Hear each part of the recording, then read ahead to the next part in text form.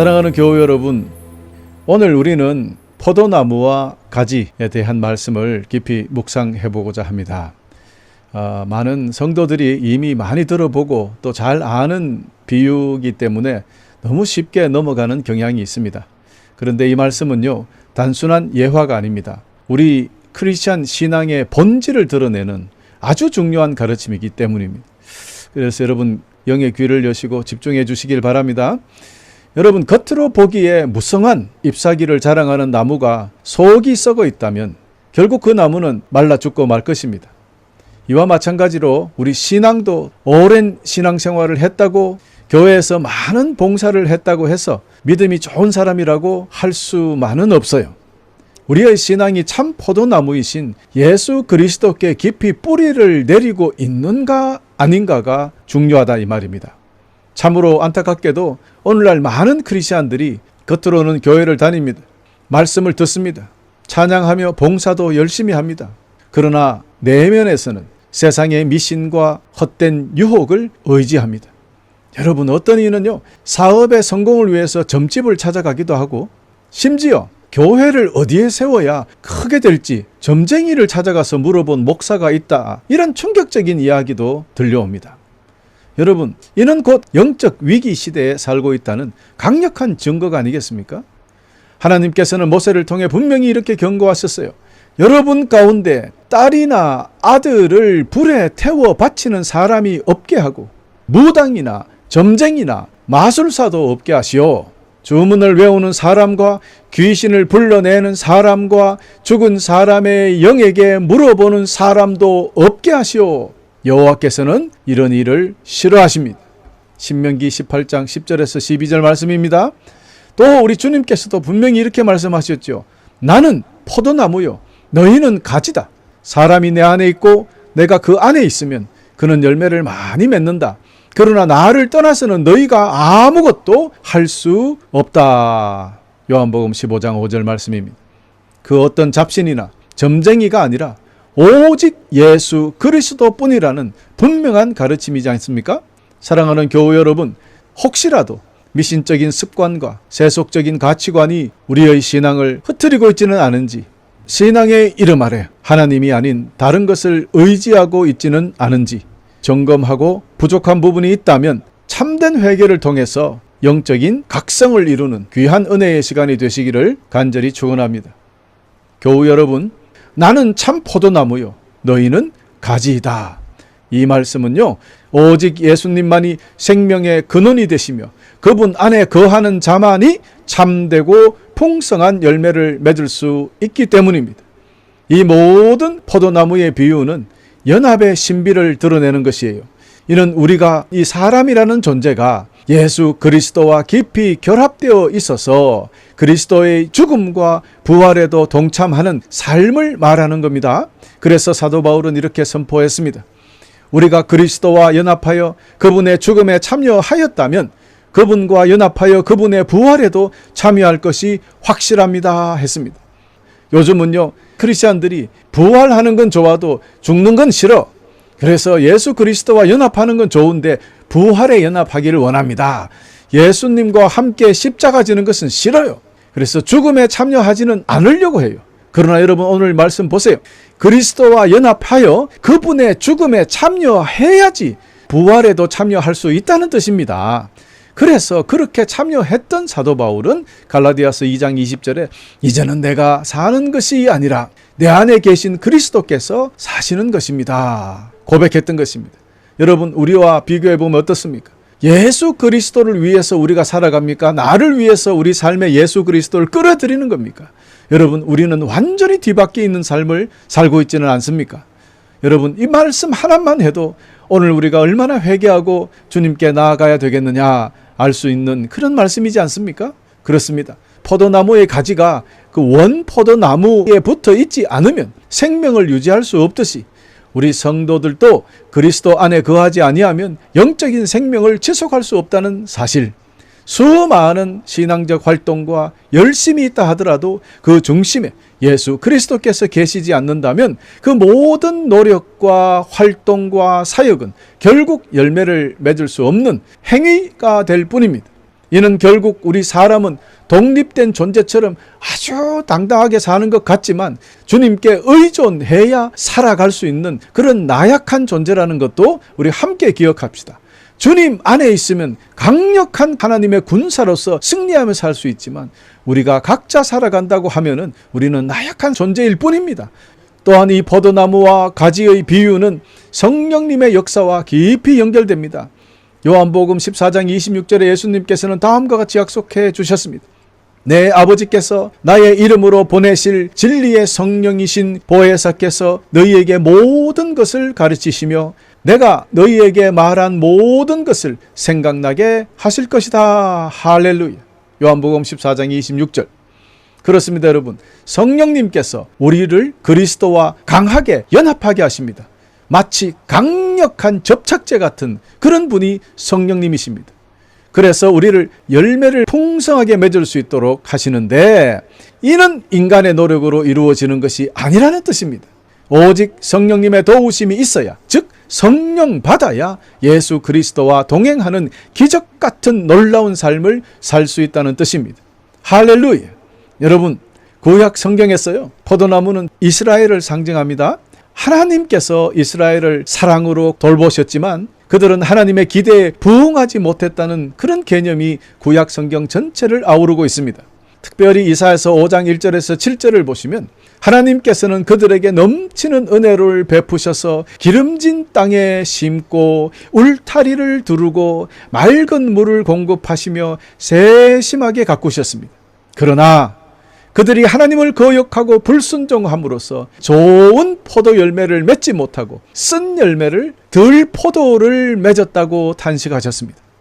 이렇게 하나님께서는 이스라엘을 가꾸신 포도원에 비유하셨습니다. 또한 시편 80편에서도 이스라엘은 이집트에서 구원받아 옮겨 심은 포도나무로 등장합니다. 그러나 시간이 흐르면서 그들은 하나님을 떠나 타락하여 버렸고 결국 열매 맺지 못하고 황폐해져 버리고 맙니다. 하나님께서 애타게 바라셨던 믿음의 열매, 순종의 열매, 의로움의 열매가 맺히지 않았던 것입니다. 이처럼 구약에서의 포도 농사는 완전히 실패하고 말았습니다. 그래서 하나님께서는 당신의 독생자 예수 그리스도를 참 포도나무로 이 땅에 보내셨던 것입니다. 신약에서 예수님은 자신을 참 포도나무라고 선포하신 이유가 바로 여기에 있는 것입니다. 유일한 구원의 근원이 되시는 참 포도나무 메시아 예수 그리스도. 우리는 이 말씀을 통해서 하나님의 백성이 무엇인지 알게 됩니다. 여러분, 무엇이 참 하나님의 백성입니까? 단순히 혈통적인 유대인일까요? 혈통적인 유대인, 하나님의 백성이 맞아요. 그러나 예수 그리스도와 연결된 사람들, 즉 영적인 유대인이 진짜 하나님의 백성이란 뜻입니다. 주님을 믿고 순종하며 따를 때 우리는 진정한 하나님의 백성이 되며 생명의 열매를 맺는 그런 사람들이 될 수 있다는 것입니다. 여러분, 여기서 포도나무 가지가 두 종류가 있다는 것을 깨닫게 될 것입니다. 사도 바울은 로마서 11장에서 이 비유를 통해서 하나님의 놀라운 구속 사역을 설명했습니다. 하나님은 원래 가지인 이스라엘이 불순종했을 때 심판하셨죠. 구약 성경이 전체가 기록하고 있지 않습니까? 그러나 회복할 수 있는 길을 열어두고 지금도 기다리고 계십니다. 근데 종교 잡지에 보면요, 지금 중동 지방의 이슬람 국가들이요, 예수 그리스도를 믿는 이 개종을 하는 사람들이 그렇게 많이 생기고 있답니다. 이것은 마지막 때의 역사거든요. 참 마지막 때가 지금 다가오고 있다는 증거입니다, 여러분. 그래서 언제 주님의 나팔 소리가 들려올지 우리는 모르지만 주님께 들려 올라갈 수 있도록 항상 준비하고 그렇게 살아가는 여러분 되시기를 거듭거듭 부탁드립니다. 여러분, 어쨌든 이렇게 주님은 아직도 열매가 뭔지 모르는 이스라엘, 회복의 길을 열어두시고 기다리고 계신다는 것 기억하시고요. 동시에 하나님과 아무런 상관이 없었던 저와 여러분 같은 우리 이방인들에게 말로 표현할 수 없이 크신 은혜로 예수 그리스도 안에서 새로운 가지가 되어서 접붙이는 기회, 즉 구원의 기회를 우리에게 허락해 주셨습니다. 로마서 11장 17절에서 24절에 잘 기록되어 있습니다. 여러분, 이거 얼마나 감사하고 감사한 일입니까? 날마다 감사하면서 영광 돌리며 사시기를 간절히 축원합니다. 아멘. 할렐루야. 사랑하는 교우 여러분, 그런데요, 이 포도나무와 가지의 개념은 가지가 단순히 포도나무에 붙어 있는 것만으로는 충분하지 않다는 것을 구약이나 신약이나 다 이야기합니다.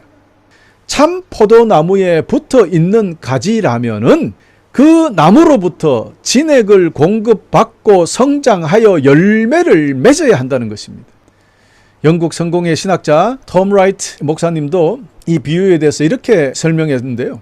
참된 신앙은 단순한 소속이 아니라 지속적인 변화와 열매 맺음으로 증명된다라고 했습니다. 참 옳은 말이에요. 여러분, 예수님과의 관계가 살아있으면 우리의 신앙은 반드시 변화하고 성숙을 동반합니다. 그러므로 우리 신앙이 예수를 믿어도 오래 믿어도 변함이 없거나 성숙하지 못한다면, 만일 우리가 열매를 맺지 못하고 있다면 과연 우리가 지금 예수님과 관계가 잘 지속되고 있는가 의심해 봐야 된다는 거죠. 혹시 우리 신앙이 단순히 그 외형적인 신앙에 머물러 있다면, 혹시 우리 속에 생명의 진액이 흐르지 않는다면 말라버린 가지가 된 것은 아닌가 확인해 봐야 된다는 것입니다. 그러므로 이 시간 우리 스스로 점검하고 오직 예수님께 깊이 접붙임을 하여 성령 안에서 아름다운 열매를 맺는 그런 삶을 살아가시기를 간절히 축원합니다. 사랑하는 형제자매 여러분, 또 우리가 기억해야 될 것이 있는데요. 예수님께서는 열매를 맺는 가지는 더 많은 열매를 맺도록 다듬으신다 그랬어요. 요한복음 15장 2절요. 이는 곧 예수님께서 우리가 주님 안에 있을 때 우리가 더욱 거룩해지도록, 더욱 온전해지도록 우리를 다듬으시고 연단하신다는 뜻입니다.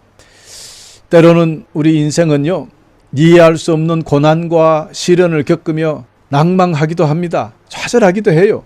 하지만요, 그것은 하나님께서 우리를 버리신 것이 아니라 오히려 더 깊은 사랑으로 우리를 다듬고 계시는 과정임을 기억하십시오. 히브리서 12장 6절은 이렇게 선언하고 있습니다. 주님께서 사랑하는 자에게 벌을 주시고 그의 아들로 받아들인 자들을 채찍질하신다. 그렇습니다. 풍족한 돈은 자식을 망치고요, 사랑의 매는 자녀를 올바르게 합니다.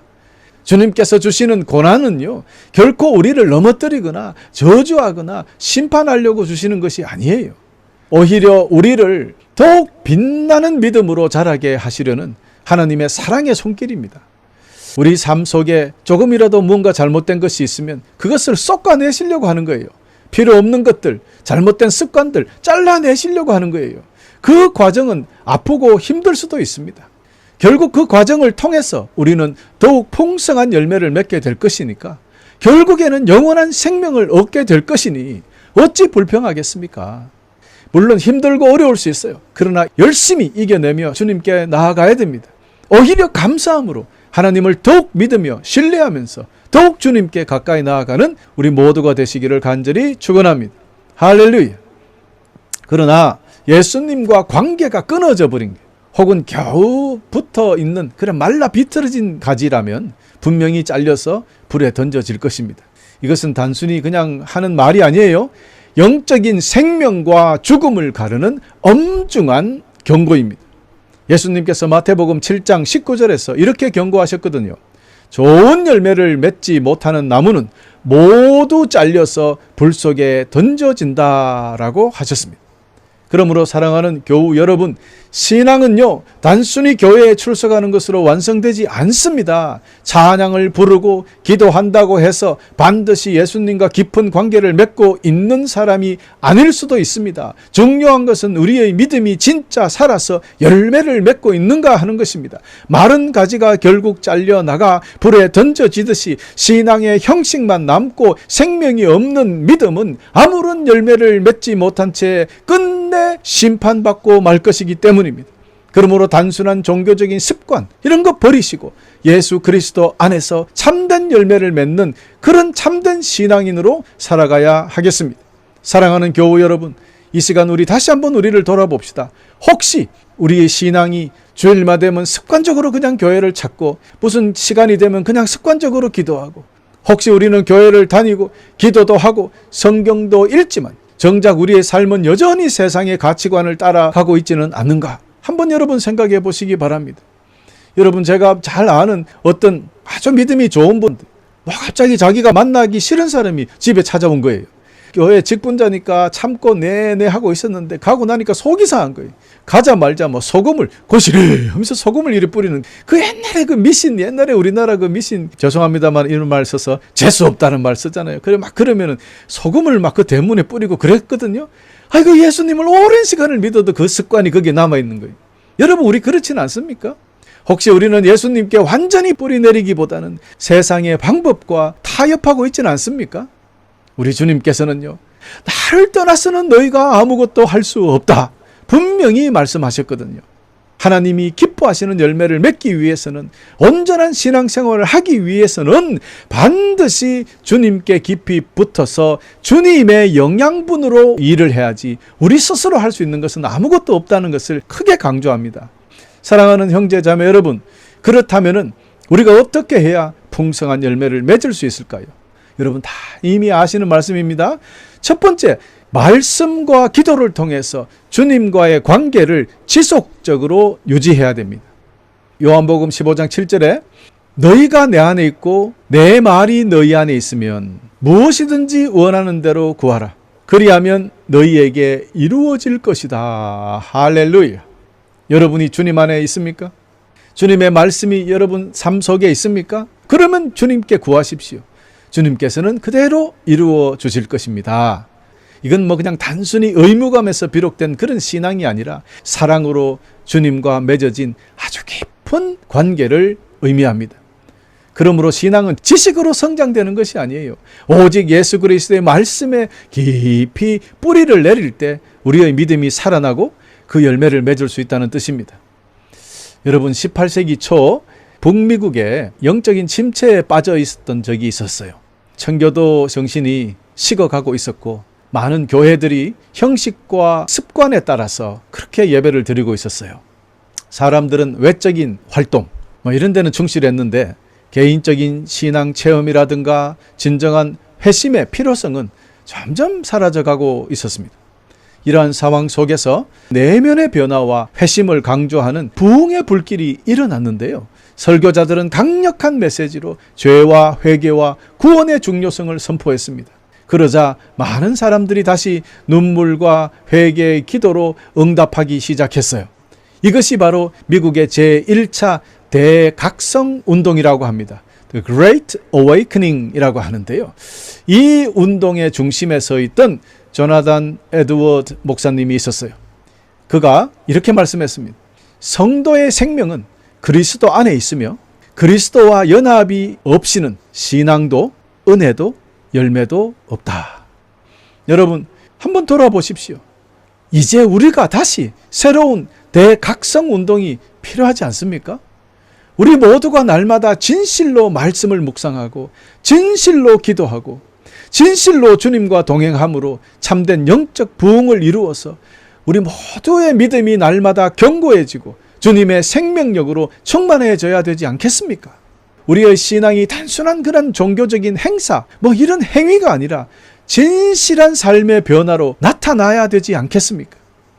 그래서 사도 바울은 갈라디아서 5장 22절 23절에 성령의 열매를 언급했던 것이에요.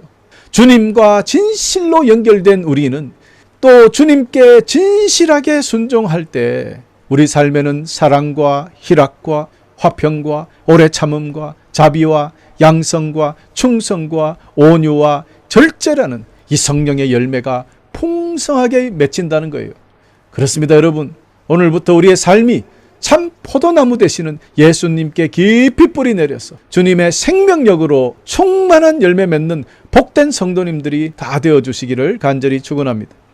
두 번째, 교회 공동체 안에서 서로를 사랑하며 돌보며 함께 성장해야 합니다. 포도나무 가지는요, 결코 혼자 존재할 수 없어요. 나무에 붙어서 서로 연결되어 있습니다. 많은 가지들이 있어야 그 나무도 건강한 나무라고 할 수 있는 거예요. 여러분, 이거와 똑같습니다. 우리 신앙도 같아요. 가지된 우리는 스스로 살아갈 수 없습니다. 먼저 오직 포도나무 대신 예수님께 붙어 있을 때 새 생명을 얻고 우리가 또 서로 사랑하며 교회 공동체 안에 함께 할 때 풍성한 열매를 더욱 맺을 수 있는 거예요.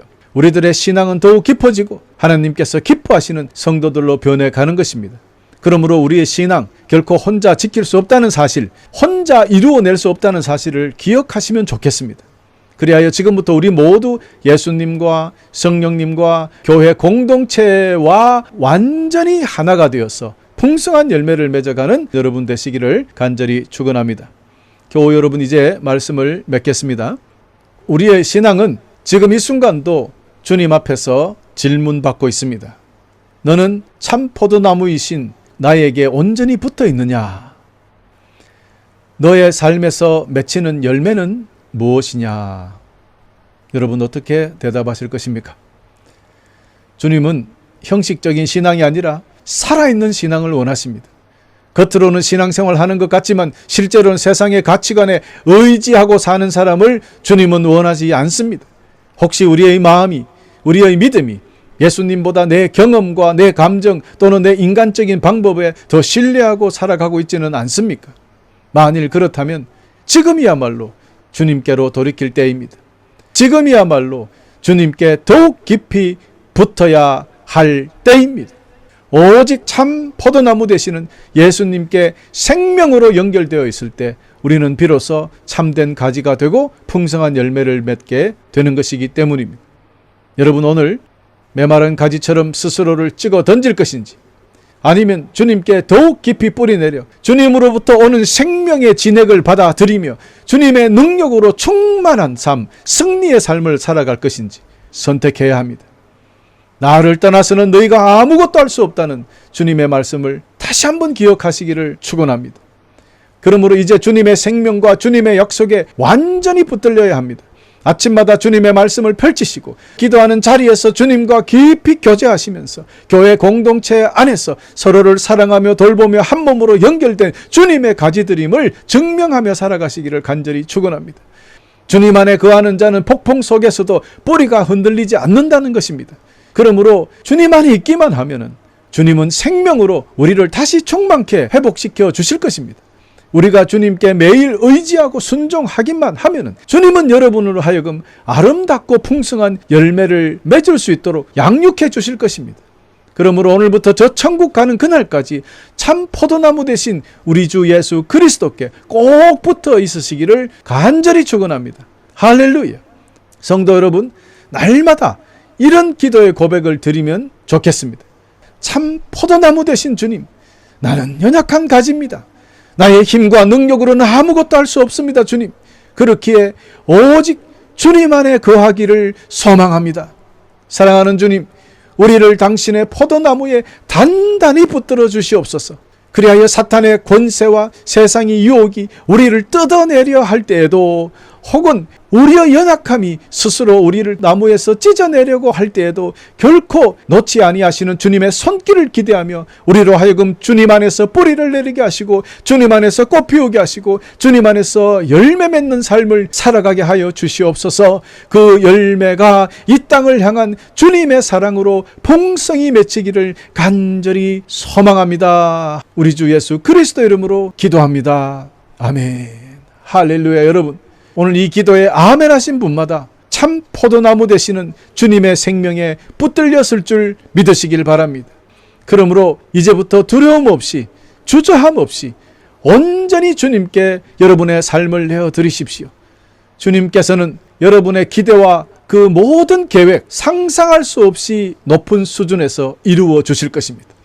주님께서 여러분 안에서 역사하시고 여러분을 통해서 놀라운 열매를 맺을 수 있도록 도와주실 것입니다. 그러므로 오늘도 내일도 저 천국에 들어가는 그날까지 오직 예수님께 꼭 붙어 사시기를 다시 한번 간절히 축원하면서 오늘 말씀을 마치겠습니다.